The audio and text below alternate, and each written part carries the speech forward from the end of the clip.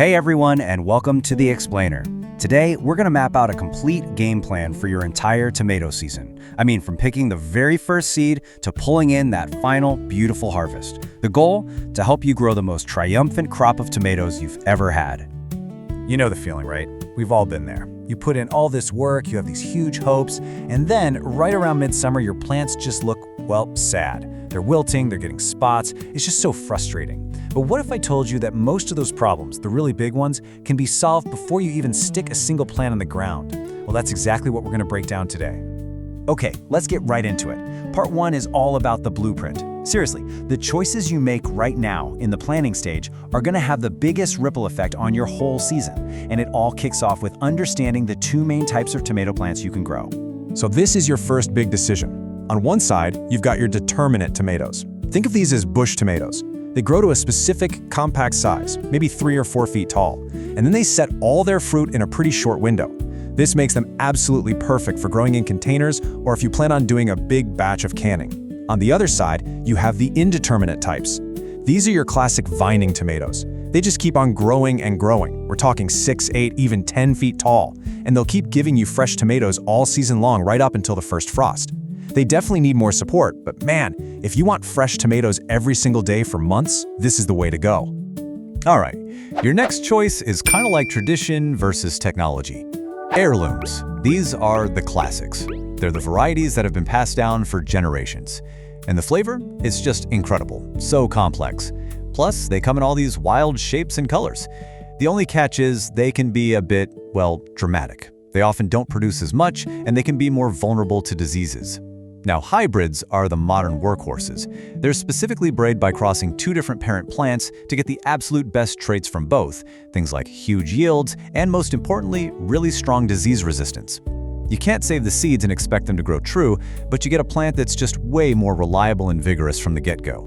You know, you can give yourself a massive head start just by picking varieties that are literally bred to fight off the most common problems. Think of this slide as your cheat sheet for some proven champions. For those determinate bush types, Red Snapper is an absolute rock star against viruses, and Celebrity is just a fantastic, tough, all-around plant. If you're growing indeterminate vines, you just can't go wrong with something like Big Beef for its amazing resistance package, or the Sun Gold Cherry Tomato, which is famous for being both delicious and tough. Honestly, picking one of these is like starting a race already halfway to the finish line. Okay, so we've chosen our champions. Now it's time to build a rock-solid foundation for them. Seriously, how you plant and water in these first few weeks is going to set the tone for the entire season, and it starts with a technique that is one of the best-kept secrets for amazing tomatoes. Now, this is going to feel a little weird at first, but trust me on this, it is a total game changer. Tomatoes have this superpower, where they can grow roots all along any part of their stem that's underground. So when you go to plant, dig a nice deep hole, or even a little trench. Then, gently pinch off the lowest sets of leaves and bury that little seedling right up to the first set of leaves you left on. That whole buried part of the stem, it's going to explode with new roots, creating an incredibly stable and super efficient plant. And if you want to double down on that strong foundation, try hilling. It's so easy. Once your plant gets to be about a foot tall, just take some of the nearby soil and pull it up against the main stem, creating a little mound or a hill. It's the same principle as deep planting. You're encouraging even more roots to sprout from that newly buried stem, which adds stability and helps the plant suck up more nutrients. It's a 2-minute job that pays off all season. Okay, let's talk about what is probably the single biggest mistake that new gardeners make, giving their plants a little sprinkle of water every single day. See, this only wets the top inch or 2 of soil. And what does that do? It basically teaches the plant's roots to stay right there at the surface where it's hot and dries out fast. You're accidentally creating a weak, needy plant that can't handle any stress. So what's the right way to do it? The exact opposite. You want to water your tomatoes deeply, but not very often. Maybe just once or twice a week, depending on the heat.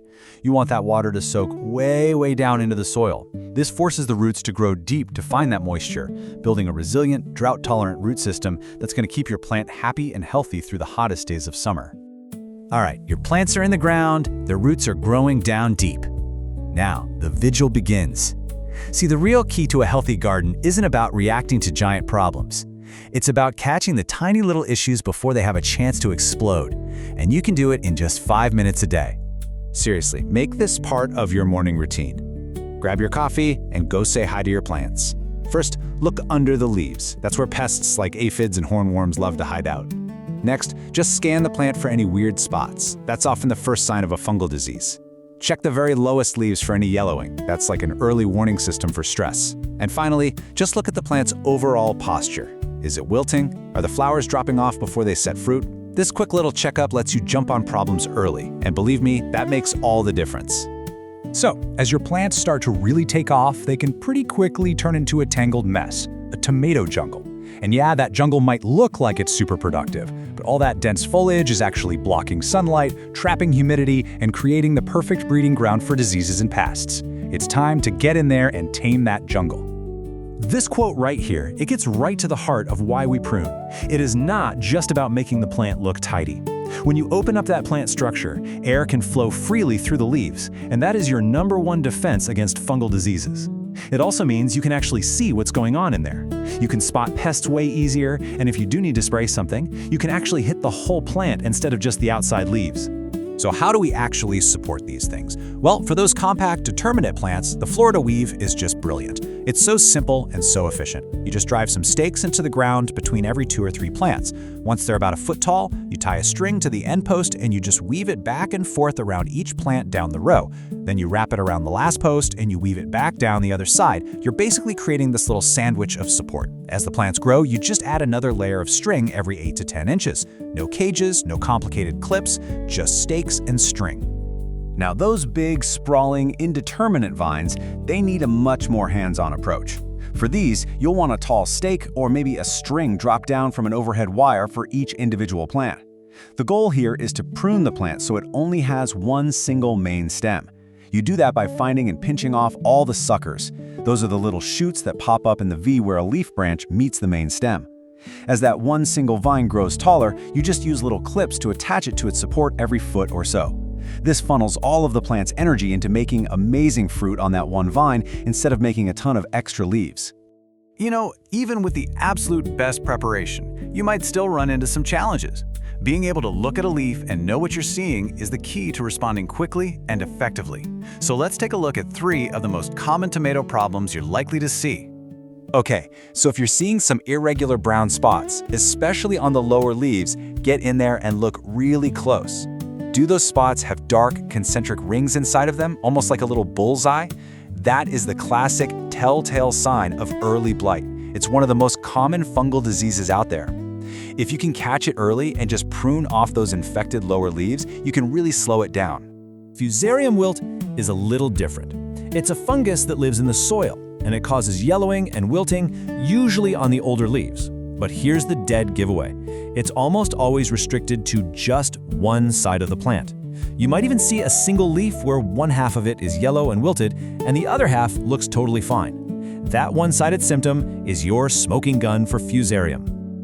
The dreaded black bottom on your beautiful, almost ripe tomatoes. Now listen, everybody thinks blossom end rot is a disease, but it's not. It's actually a physiological disorder, and it's caused by a calcium problem. The plant just can't get enough calcium to the end of the fruit, and it's almost always because of inconsistent watering, swinging from super wet soil to bone dry. This is exactly why that deep, infrequent watering we talked about earlier is so important. It helps prevent this. And then, after all that planning and the planting and the daily vigil, you finally get the reward. But the end of one season is also the beginning of the next one. The real secret to getting better every single year is to learn from what your garden taught you this time around.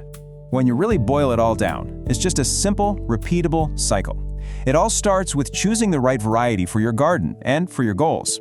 Then you power it up with a strong foundation built on smart planting and watering. And finally, you maintain it all with consistent, proactive care. If you can nail those 3 things, you are well on your way to a triumphant harvest, year after year after year. So, as you're enjoying this year's harvest, and I hope it's a huge one, start taking some notes. Which plant was the healthiest? Which one gave you the best tasting tomatoes? Answering those questions right now is the very first step in planning your next garden triumph. So the question is, what's your champion variety going to be next year? Thanks for joining us on The Explainer.